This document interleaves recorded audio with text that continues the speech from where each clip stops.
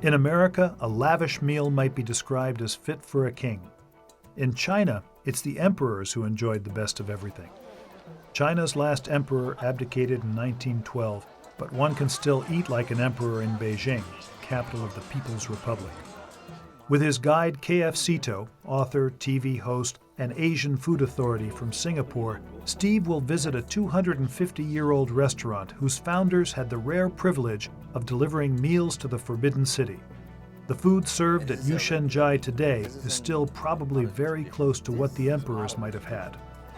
Steve, welcome to an institution in Beijing. This place don't look much, but they have been doing what they have been doing for the last 250 years, my friend. You know, the emperor loved their food so much that they accorded them, mere commoners, the permission to bring their food into the palace courtyard. That is like rare. You're allowed to go to heaven, you know, to that effect.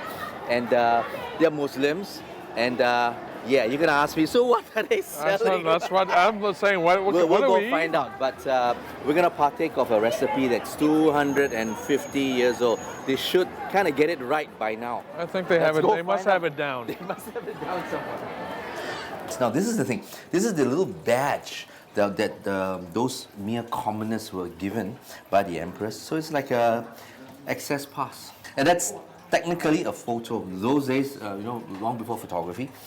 They put your name down there, how old you are, and they describe the little trait: beard, tall, you know, kind of 6 foot, you know. Yeah.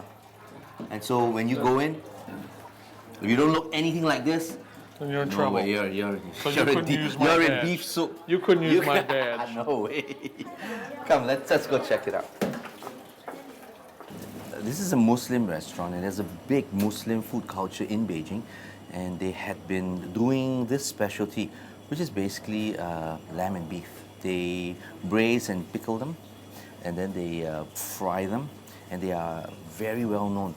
And they were one of the very few caterers, if you must, way back when, who were given this very exclusive permission to go to the court and personally serve this to the empress. These meats to the empress. Yeah, right? to the empress. So there was like big thing, you know. So it's like, hey, Obama calling you up. Hey, Steve, could you come personally send me one of your famous healthy burgers? So what they do, they've got lamb that comes specifically from Inner Mongolia. That place is very well known for, you know, verdant land, good air, good water, good grass. And their beef comes from Shandong, which is North China, place very well known for beef too. So they essentially take this and they cook it in a special flavoring mix. We actually looked at some of the spices before. I mean, I know for the lamb one, they had a lot of anise and... Yeah, you saw some of the spices outside.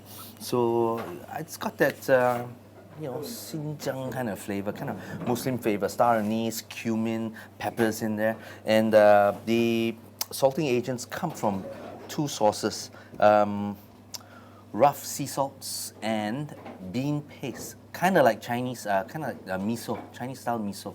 So that goes into a pot of stock which have been boiling forever. So every day they keep half of it and they replenish, and they keep half of it and they keep replenishing. But I noticed they put a little bit of that stock, or because we noticed some fat on here, so they mix that with the salt. Correct. The existing stock that was left over from yesterday with a bit of the fat, they creamed off and they mix it into here, and it goes back in there again.